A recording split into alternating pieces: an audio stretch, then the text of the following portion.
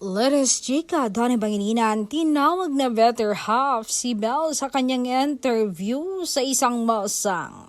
Proud nga na shinare kung sino ang tinatakbuhan niya pag nalulungkot at na-stress ang mati ni Idol. Sabi niya sa interview, that would be my better half, my girlfriend. Siya talaga yung tinatakbuhan ko.